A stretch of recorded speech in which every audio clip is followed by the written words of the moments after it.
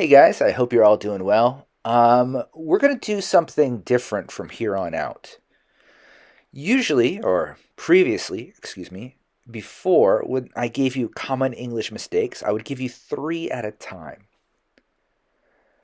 That's just a little bit too much to take in and to pay attention to. So I'm going to slow it down, only one at a time. So with this one, it's what's the answer for this problem? That's the question that I heard from my student, and it's not correct.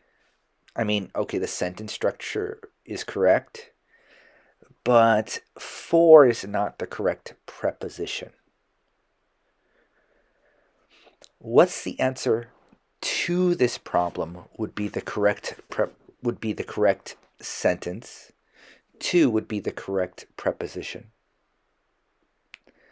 Um, an answer to. An answer to a problem. We don't use for.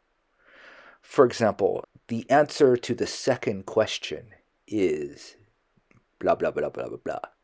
So that's this time's common English mistake fix. All right, guys, like always, like and subscribe, please. Talk to you soon. Bye.